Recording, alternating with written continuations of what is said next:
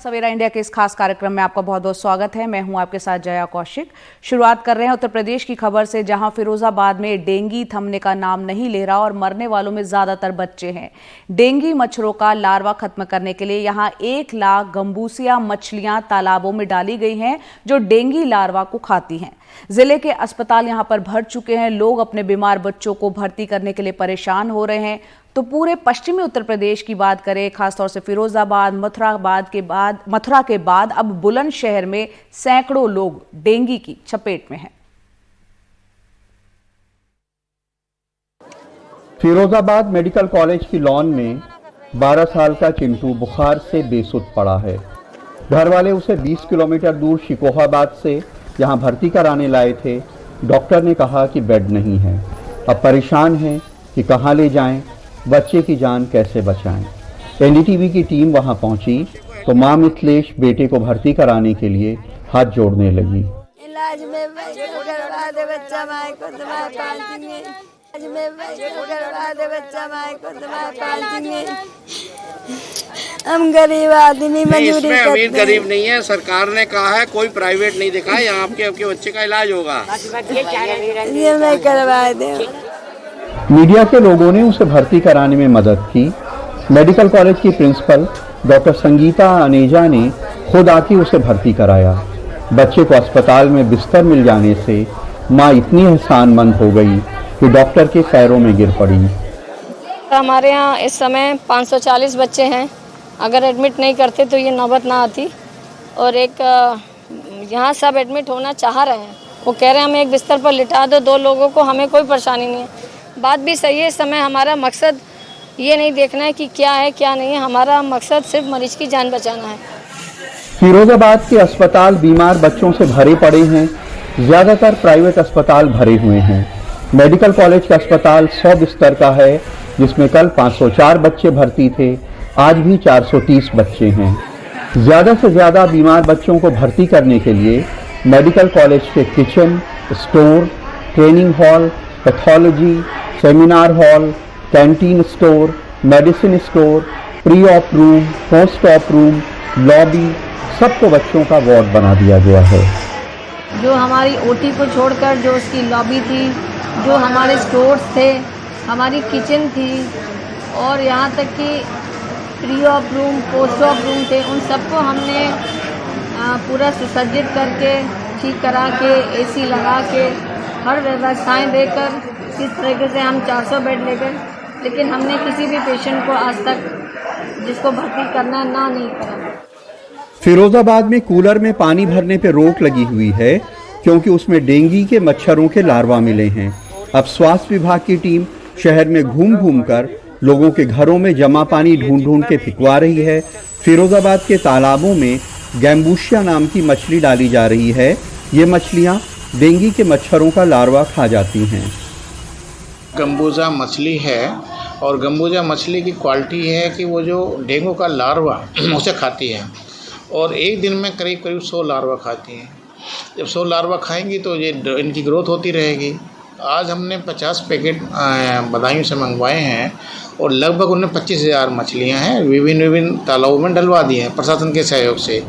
पूरे यूपी के अस्पतालों में इस वक्त मरीजों की भीड़ है और इस मौसम में सबसे ज़्यादा मरीज बुखार के आ रहे हैं। लेकिन फिरोजाबाद में डेंगू के इतने मरीज होना और इतने बड़े पैमाने पे मौतें परेशानी का सबब बनी हुई हैं। फिरोजाबाद में जितेंद्र और कैमरामैन राजेश गुप्ता के साथ कमाल खान, एनडीटीवी इंडिया। तो डेंगू से मौत जो है परेशानी का एक सबब है। वहीं अगले साल उत्तर प्रदेश में चुनाव होने जा रहे हैं और तमाम पार्टियां चुनावी मोड में नजर आने लगी हैं। बहुजन समाज पार्टी अध्यक्ष मायावती आज लखनऊ में प्रबुद्ध सम्मेलन को संबोधित करेंगी। विधानसभा चुनाव की तैयारियों के मद्देनजर बीएसपी ने राज्य में कई जगहों पर प्रबुद्ध सम्मेलन का आयोजन किया था। आज अंतिम प्रबुद्ध सम्मेलन में मायावती भी शामिल हो रही हैं। वहीं 2022 विधानसभा चुनाव के लिए असदुद्दीन ओवैसी की AIMIM की भी आज अपने अभियान की शुरुआत करने जा रही है। ओवैसी आज अयोध्या से अपने अभियान की शुरुआत करेंगे। उनके दौरे को लेकर विवाद भी हो रहा है, क्योंकि कार्यक्रम को लेकर तैयार पोस्टर में अयोध्या को फैजाबाद लिखा गया है।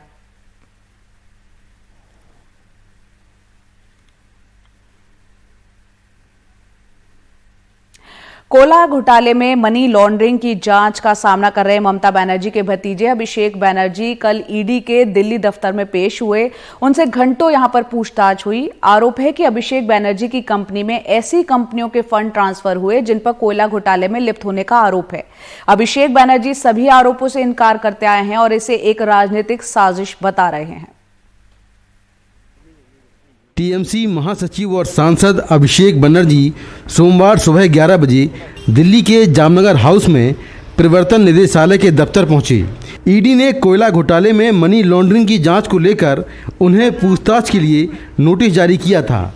इससे पहले 1 सितंबर को ईडी ने अभिषेक की पत्नी रुजिरा बंदोपाध्याय को पूछताछ के लिए नोटिस जारी किया था, लेकिन उन्होंने कोविड का हवाला देते हुए कहा था कि उनके 2 छोटे बच्चे हैं, इसलिए वो नहीं आ सकती।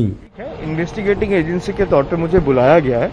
6 तारीख का समन मुझे भेजा गया था और जैसे मैंने कहा मैं कोई भी इन्वेस्टिगेशन फेस करने के लिए तैयार हूँ। भाई वो अपना काम कर रहे हैं, हम यहाँ पे आए। तो जो सर आरोप लगे हैं आपके ऊपर वो गलत हैं या जबरदस्ती? भाई मैं वो बहुत पहला दिन से साफ करके बताया हूँ। यहाँ जो ऑफिसर्स हैं उनकी जाँच करें। इन्वेस्टिगेटिंग एजेंसीज अपनी काम कर रही है और देश का नागरिक के हिसाब से हमको सबका उनका कोऑपरेट करना चाहिए। मैं इसलिए वहाँ पे आई, बाकी उनका काम है और देश की जनता तय करेगी। कोयला घोटाले का ये मामला साल 2020 में सामने आया। सीबीआई ने इस घोटाले को लेकर 27 नवंबर 2020 को केस दर्ज किया था। आरोप है कि आसनसोल और उसके आसपास के इलाकों में कोयले की खदानों से बड़े पैमाने पर कोयला चोरी किया गया। अभिषेक बनर्जी की कंपनी में ऐसी कंपनियों के फंड ट्रांसफर करवाए गए जिन पर कोयला घोटाले में लिप्त होने के आरोप लगे हैं। इसके एवज में कंपनियों से कुछ बोगस एग्रीमेंट भी करवाए गए। कोयला चोरी का खुलासा कोल इंडिया लिमिटेड की स्वामित्व वाली कंपनी ECL ने किया था। ईडी ने इसी मामले में मनी लॉन्ड्रिंग का केस दर्ज किया था। इससे पहले सीबीआई भी पश्चिम बंगाल विधानसभा चुनाव के समय अभिषेक बनर्जी, उनकी साली के पति और ससुर से पूछताछ कर चुकी है। हालांकि अभिषेक बनर्जी ने कहा था कि ये आरोप एक राजनीतिक साजिश का हिस्सा हैं और आरोप साबित हुए तो वो फांसी लगाने को तैयार हैं। हालांकि अभिषेक बनर्जी शुरुआत से ही अपने ऊपर लगे आरोपों को राजनीतिक साजिश करार देते आए हैं, लेकिन अब देखना होगा कि ईडी की पूछताछ में क्या कुछ निकल पाता है और ईडी अपने दावों पर किस तरह से खरा उतर पाती है। नई दिल्ली से कैमरामैन शशिकांत झा के साथ मैं Mukesh Singh, NDTV India. Break के बाद आपका स्वागत है। सोशल मीडिया पर दोस्ती किस तरह जी का जंजाल कई बार बन जाती है, लोग ठगे जाते हैं। अब ये बात किसी से छिपी नहीं है। इसके बावजूद दिल्ली का एक डॉक्टर हनी ट्रैप में फंसकर करीब 2 करोड़ उसने गंवा दिए। डॉक्टर की शिकायत पर यवतमाल पुलिस ने मामला दर्ज कर 21 साल के युवक को गिरफ्तार किया है और युवक के पास से 1 करोड़ 72 लाख रुपए भी बरामद कर लिए गए हैं। सोशल मीडिया पर इस प्रोफाइल ने दिल्ली के एक डॉक्टर को इस कदर मोहपाश में बांध लिया कि डॉक्टर ने अपनी गाढ़ी कमाई इसकी बहन को अपहरणकर्ताओं से छुड़ाने में लगा दी। लेकिन जब हकीकत सामने आई तो डॉक्टर साहब ने सिर ढूंढ लिया।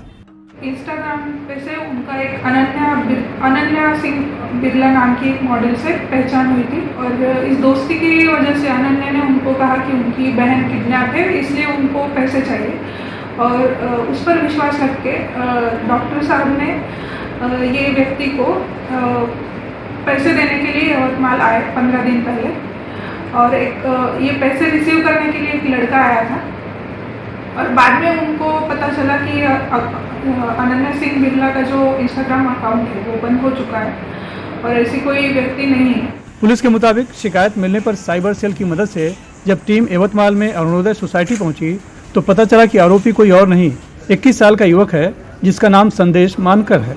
आरोपी 21 साल का लड़का है, संदेश मानकर उसका नाम है। उस लड़के ने इंस्टाग्राम पे एक फेक प्रोफाइल बनाई थी अनन्या सिंह नाम से एक मॉडल की और उसके अच्छे फॉलोअर्स थे, इसलिए सभी को ऐसा लगा कि ऐसी नाम की व्यक्ति है। पुलिस ने आरोपी संदेश के पास से डॉक्टर से ठगे गए 1 करोड़ 72 लाख रुपए कैश, 4 लाख के सोने के गहने और 4 महंगे मोबाइल फोन, कुल मिलाकर 1 करोड़ 78 लाख रुपए बरामद कर लिए हैं। यवतमाल से प्रसाद नायगांवकर के साथ मुंबई से सुनील सिंह, NDTV इंडिया के लिए।